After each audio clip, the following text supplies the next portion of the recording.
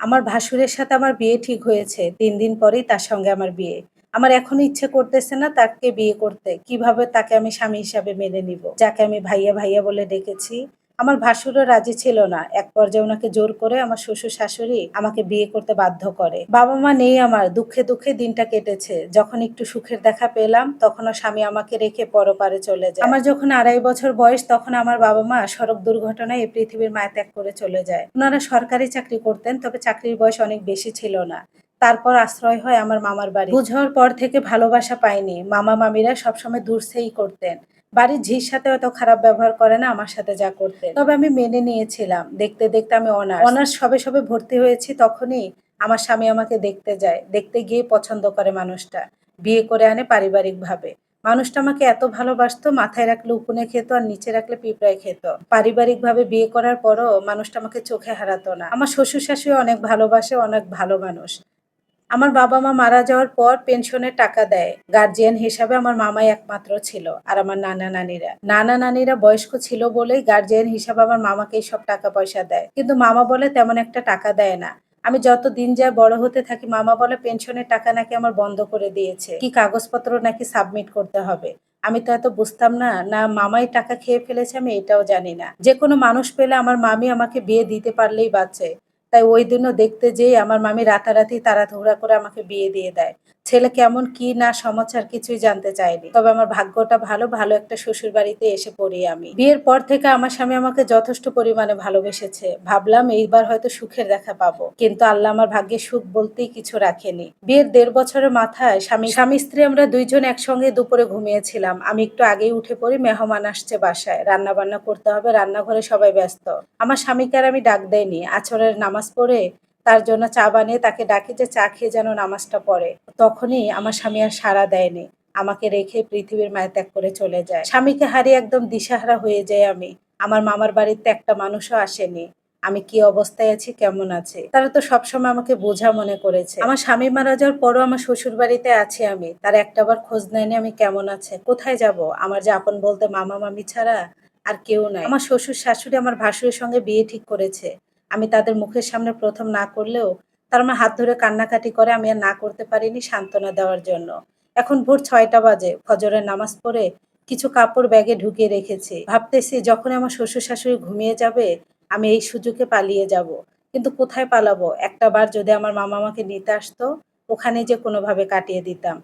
আমার ভাসুরকে বিয়ে করলে রীতা ভাবিকে কি জবাব দিব আমি? রীতা ভাবি হচ্ছে আমার ভাসুরের বউ। একসঙ্গে আমরা ২ জন ৬ মাস শ্বশুরবাড়িতে সংসার করেছি। রীতা ভাবিও অনেক ভালো। তার সাথে আমার বন্ডিংটা অনেক ভালো ছিল। কিন্তু আমি কখনো বুঝতে পারিনি যে রীতা ভাবির মনে অন্য কিছু চলে।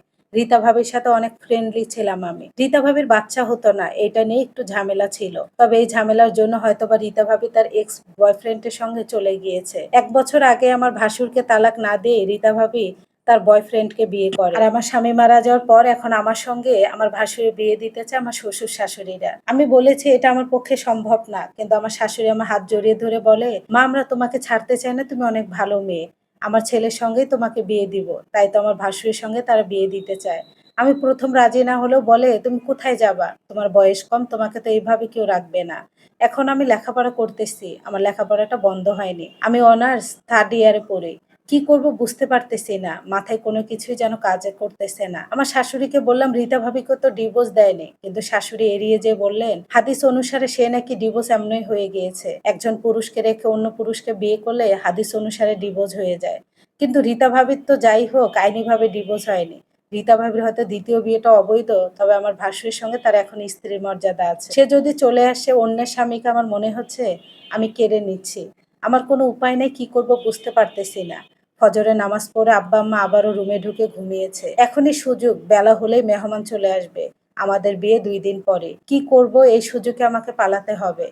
আস্তে করে ব্যাগটা গুটিয়ে নিয়ে বাহিরে চলে আসলাম পিছনের গেট দিয়ে, যেন আমি পালাতে পারি। আমার পক্ষে তাকে বিয়ে করা সম্ভব না। আমার মনে হচ্ছে আমি অন্যের হাসব্যান্ডকে কেড়ে নিচ্ছি। তারপরও উনি আমার হয় ভাসুর। কোনো কিছুই যেন মাথার ভেতরে আমার ঢুকতেছে না। ব্যাগটা নিয়ে আস্তে করে পিছনের দরজা দিয়ে বের হয়ে রাস্তার পাশে এসে দাঁড়ালাম একটা সিএনজির আশায়।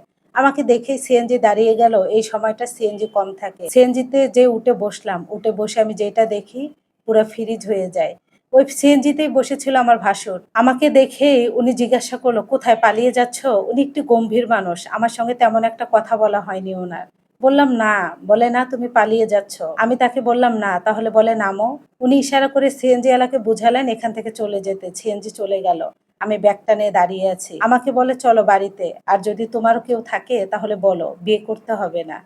তোমার কি কেউ আছে?" আমি চুপ করে আছি, কিছু বলিনি। তখন আমার ভাসুর বলে উঠল, "মা বলেছে তুমি নাকি রিতার ডিভোর্সটা কিছুতেই মেনে নিতে পারছো না। আমি তো তাকে ডিভোর্স দেইনি। তুমি যেটা চাও সেটাই হবে। তাকে আমি ডিভোর্স দিয়েই তোমাকে বিয়ে করব। তুমি আমাকে ভরসা করতে পারো। আমি তোমাকে কষ্ট দিব না।" এটা বলেই আমার হাত থেকে কাপড়ের ব্যাগটা নিলেন। উনার কথায় কেন জানি আমি শান্তি খুঁজে পাচ্ছি। আমার স্বামী মারা যাওয়ার পর এই একজন মানুষের কথায় আমি কেন জানি একটা আশ্রয় খুঁজে পাচ্ছি, যেটা আমার শাশুড়ির কথায় আমি খুঁজে পাইনি। আমার ভাসুর বলল, "আমার হাতটা ধরতে পারো তুমি। আসো তোমাকে নিয়ে যাই।" উনার হাতটা না ধরেই আমি আগাতে শুরু করলাম। বাড়িতে যেয়ে ব্যাগটা রেখে রুমে বসে আছি। আমাকে বলল, "এক কাপ চা বানাও। ২ জনে একসঙ্গে বসে খাবো। আর তুমি আমাকে ভরসা করতে পারো। তোমার জন্য একজোড়া চুড়ি বানাতে দিয়েছি। স্বর্ণকার বলেছে উনি নাকি কোথায় বেড়াতে যাবে। তোমাকে যদি বিয়েতে আমি গহনা না দিতে পারি, তাই তো সাত সকালবেলা তোমার জন্য চুড়ি আনতে গিয়েছিলাম।" উনার কথায় কেন জানি আমি তৃপ্তি খুঁজে পাচ্ছি। মনে হচ্ছে এই মানুষটাই আমাকে সারাটা জীবন সুখে রাখতে পারবে। আর কোনো বাধা নয়, আর কোনো কিছুই নয়। আমার ভাসুরকে আমি বিয়ে করব। সেই হবে আমার শেষ জীবন সঙ্গী।